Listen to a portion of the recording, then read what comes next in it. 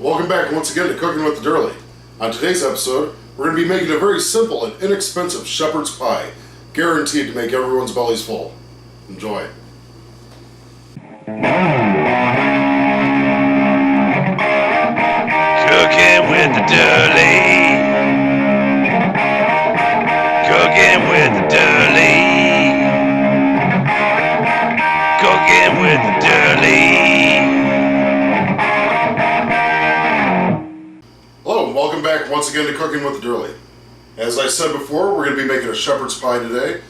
Real easy, there's not very many ingredients and it's real simple to put together. First off, I have a couple pounds of ground chuck, got this from the store today. I've got a small onion, I'm going to dice that up and I'm going to cook that with the ground chuck. Also, we have 3 eggs. When we bake the shepherd's pie, those are going to go in with the ground beef and the onion. We also have some red potatoes here. What I'm going to do is I'm going to bake these, then we're going to mash them up. We're going to make the mashed potato covering of the pie. And I'm actually going to use this pan right here. I want about 2/3 of the pan full of the potatoes. That's going to give us ample covering over our meat. Also for the potatoes, I've got some shredded cheddar, some sour cream, a little bit of milk, a little bit of butter, of course, salt, pepper, and garlic. Let's go ahead and get started here. The first thing we're going to want to do is to wash these potatoes off and throw them in the oven at 350 degrees for about 35 to 40 minutes. Alright, as you can see, we've got our ground beef in our pan. I've got it over a medium heat. We've got our onion diced up and in here as well. Also, I have my red potatoes in the oven. They've been cooking for about 10 minutes. I just washed them off and I put them right on the rack. I didn't cover them, didn't coat them with anything. I just want to bake them and get them cooked nice and thoroughly. Our meat is cooking away here, and you want to make sure it gets browned really well. The onions will cook down. They'll cook down to be about translucent. And right before this is done, I've got some garlic minced up, and I'm going to go ahead and throw that in here too. This is going to take a few more minutes, then we'll show you what's next. Alright, welcome back.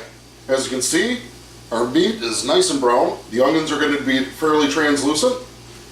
What I'm going to do at this point is go ahead and turn the heat off. I'm going to grab my wire strainer. We're going to start straining this out. I don't have to show you how to drain the grease off your beef. Do whatever way works best for you. I just like using my little mesh basket. We're going to strain this off. We're going to let the meat cool down just a little bit.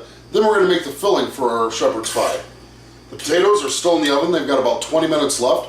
By the time this is cool and all the filling is done, those should be coming out of the oven. We'll get over to the table and I'll show you how to do the next step. Alright, our meat has had a good opportunity to cool down. It's not steaming anymore, it's nice and cool. The reason we let it cool down is we're going to be putting some raw eggs in there. We didn't want those to cook. So the first thing we're going to do, we got these 3 eggs. We're going to crack them open. Set that right here. We're going to go ahead and whip these up just a little bit. Don't want to whip them too much.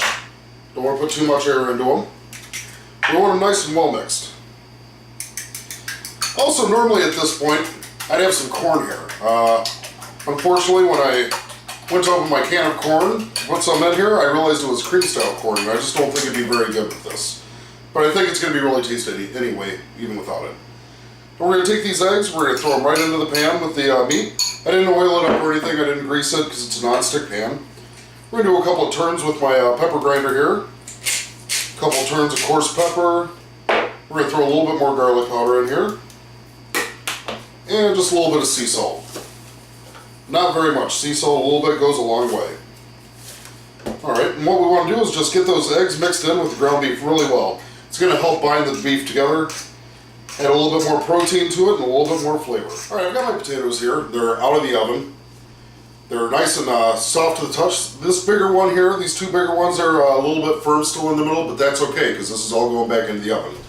I'm going to leave the skins on it just because I like that. I've got my hand mixer here. Whoop, little cable issue. We're going to go mash these down just a little bit and turn it on. Get them broken up a little bit first. We're going to mash these down just kind of rough, just to make it easier to mix all the other stuff in with it. Alright. Break some of these bigger chunks down first. I guess that's kind of key. Alright. Now, the things we're going to put into here, we're going to start with some butter, just a couple big tablespoons of it. We'll flop those in. I've also got some milk here, about a cup of milk, a little bit less than a cup. You're going to want these potatoes kind of creamy because once again they are going to be cooking. Alright, get these bigger chunks here so I don't wind up flinging anything. Maybe I should have mashed these down a little bit before I started adding everything. Okay. Give these a good mix with the skins. As it's mixing, the skins will break up. So you don't have to worry about them being big chunks. Alright, we've got that mixed pretty decent. Now we're going to add our sour cream. A little bit more than a half cup. About 2/3 of a cup here. This is going to be real creamy, real great flavor in here. We've got our sour cream in there. We're going to take our pepper grinder, go back to a fine grind. Just a couple of turns. A little splash of the garlic powder. And just a little bit of salt. Just about a teaspoon. Less than a teaspoon. You don't need very much. Alright. We're going to mix this up nice and well until everything's well incorporated. Might have to scrape down the sides. Use your plastic spoon for that. Here we go.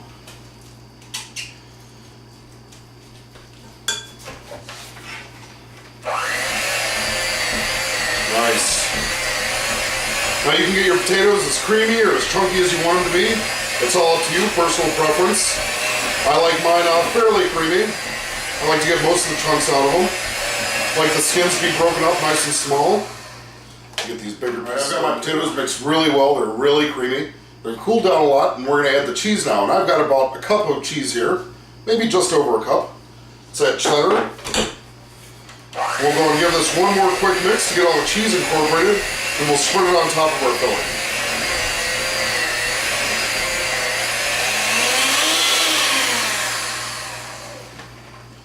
Alright, we'll put our mixer here off to the side. What I've done with the filling here in the pan is I've flattened it out so it's nice and smooth on top, so give us an even surface to mix everything onto. We're going to take these potatoes with the cheese and we're just going to start putting big dollops of it on here. We'll spread it out afterwards. Alright, that looks fantastic already. It's a really great dish. Now we've still got our oven at 350 degrees. And we're going to form this into the pan. And we're going to put it in for about another 30 minutes. Everything's going to cook down, cook all together. All the flavors will blend really nicely. And we'll get that out of the pan. We'll see how it tastes. Now we've got it all filling the pan. Just go and even it out. Just got a little bit more here in my bowl. Just even it out, fill it all the way up to the edges. Make sure all the meat is covered. Fantastic. Got those skins in there, the cheese, I can see them. So visually it's not just bland and white on top. There we go.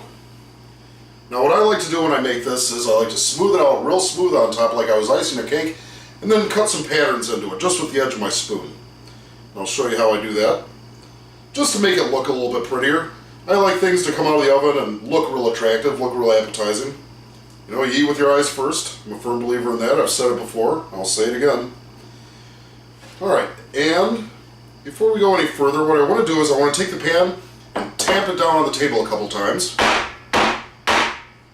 Just to get the potatoes to settle. I'm going to score some lines across here. I'm going to get rid of this. Use a fresh knife. Just going to score some lines on the potatoes. Don't have to go deep. We're just trying to make marks in it. There we go. Just some lines at an angle. We'll give it a little pattern on top. We'll turn it the other way and we'll just go at 90 degrees and it'll just be a grid on top. It'll look really nice when it cooks. Fantastic. Alright, my oven is at 350 degrees right now. I'm going to put this in for a half hour, and then I'll see you when it's done. We'll see how it tastes. Alright, we've got our shepherd's pie out of the oven. You can see it's got a nice golden brown crust on the top of it, where we trace those lines in it on the edges. Nice darker brown, beautiful looking. I went ahead and cut a nice big piece out of it. The mashed potatoes are real creamy still. Lots of cheese, you can see it melted in there. The meat's held together really well. It looks good. It smells amazing. But the real proof, of course, is in tasting it. Let's see how this turned out.